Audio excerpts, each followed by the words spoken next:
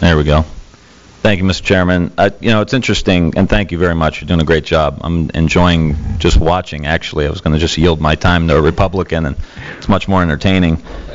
You'll take it. Huh? Not that Republican. You know, it's interesting. Our friends are saying, you know, on the other side, Simpson Bowles, Simpson Bowles. We had a vote in this committee, and there were some members of this committee who were actually on Simpson Bowles who voted against it. And we had a vote in this committee that talked about just the structure, not even necessarily the details of Simpson Bowles, that a lot of the Republicans voted against. And you could not get one Republican on the other side to raise their hand and say, yes, I would be for some tax increase on the wealthiest 2%, 1%, 0.5 of the top 1%. You couldn't get one of them to raise their hand. In the House. In the House. In the Senate, you got some. And say they were for it, exactly. And so that's the holdup. I mean, that's where the compromise would come in. And we're saying... Would you yield, Mr. Ryan? Happy to yield. House Democrats voted against Simpson Bowles as well. The Speaker of the House at the time opposed Simpson Bowles, your leader. But we're not accused. And many of us put out alternatives in place of it. I agree with you, Mr. Chairman, but I'm not the one sitting here blaming the administration for not adopting Simpson Bowles. I voted for that amendment that was in the committee. It was me and Heath Schuler were the only two. I remember exactly. And so the point is that there's accusations being made against the administration when they're very members of this committee who had voted against Simpson Bowles, then turn around, blame the administration for not adopting Simpson Bowles. And the reason is because we can't get a Republican to say they would raise taxes on Warren Buffett. That's the bottom line. That's what this all comes down to. And, you know, it's interesting. We have this debate every time we have a major cabinet official. We've got all this nostalgia for Ronald Reagan.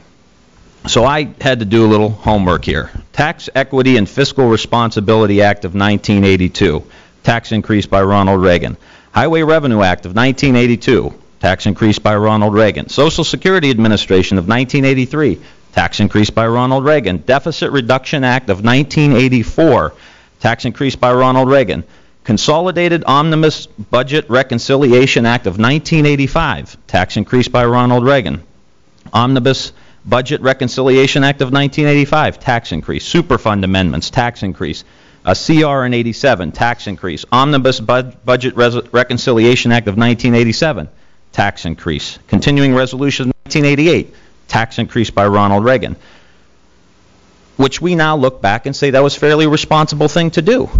And to think of this man who is, they put the candles up and they burn the incense and they have the big picture of Ronald Reagan, to think of him running in a Republican primary today, he would be behind Ron Paul if he would even, he'd probably be out of the race right now.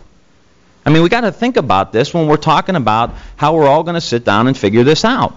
And I think everybody's willing to make tough decisions. I think anybody that's been watching this recognized that the Speaker and the President had some semblance of a deal that couldn't get past an ideology. And nobody here wants to sit here and say we raise taxes, but for God's sake, if we can at least ask Warren Buffett so we can continue to invest in infrastructure, Pell Grants, the kind of things that are going to lead to long-term investments. I have one or two questions very briefly. When you say the tax rate may go up on someone who makes over $250,000, is it for every dollar they make after $250,000, or it's for the entire thing? No, it's just for the margin that you went above that rate. So your first $250,000 would be taxed at the current rate. Yes. And everything after your first $250,000 would be taxed at the higher rate. That's why it's called a change in the marginal tax rate. Change in the marginal tax rate. And so what does that mean for someone who makes $250,000 a year, or say they make $300,000 or $350,000 a year? What would it mean as far as an increase goes? It's a very, very small increase. Hundreds of dollars, thousands of dollars? I don't know. I'd be happy. I can't do the math in my head, but could be 1,000. But it's modest, and you're making the point well. So 1,000. So someone who made $350,000 next year in 2013 or 2014 would pay an additional, say, $500 to $1,000, depend on how much they made, more than $250,000. They would pay an extra $500,000. As our country, as we see from all these charts, we're all worried about our kids and grandkids and nieces and nephews. We're all concerned. We all have pictures of them in our office. No one has the high ground on that. It's how do we fix it? And we're saying that asking these folks to maybe pitch in an extra $500 or $1,000 when they make $300,000 or $400,000 a year Thank you. is a small price to pay. Thank you. Mr. Mulvaney.